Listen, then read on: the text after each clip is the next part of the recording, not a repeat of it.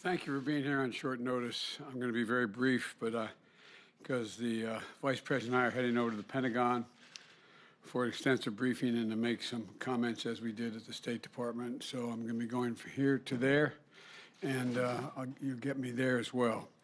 I want to say good afternoon, everyone. I want to give you an update on the latest regarding our response to the military coup in Burma.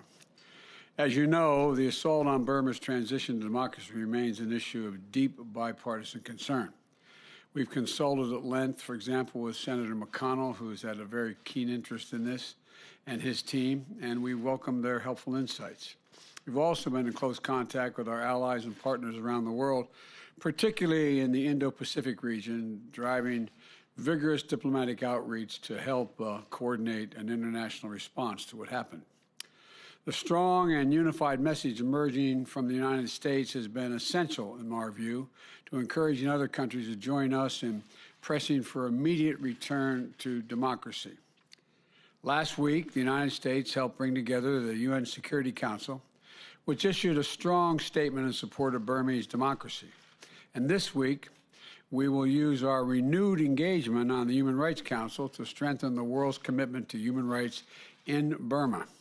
Today, I again call on the Burmese military to immediately release the democratic political leaders and activists and that they're now detained, including Aung San Suu Kyi, and also Win Myint, the president.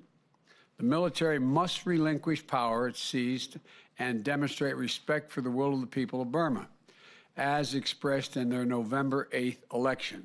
So today, I'm announcing a series of actions that we're taking to begin imposing consequences on the leaders of the coup. The U.S. government is taking steps to prevent the generals from improperly having access to the $1 billion in Burmese government funds held in the United States. And today, I've approved a new executive order, a new executive order enabling us to immediately sanction the military leaders who directed the coup, their business interests, as well as close family members.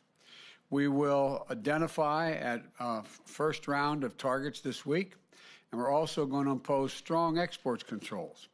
We're freezing U.S. assets that benefit the Burmese government while maintaining our support for health care, civil society groups, and other areas that benefit the people of Burma directly.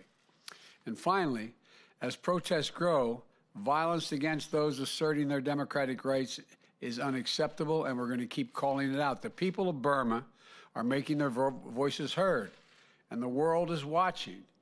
We'll be ready to impose additional measures, and we'll continue to work with our international partners to urge other nations to join us in these efforts. So I thank you all. I wanted to have that statement before I got in the vehicle to go out to the Pentagon, and I'm sure I'll see some of you at the Pentagon. Thanks for coming over in such short notice. Thank you.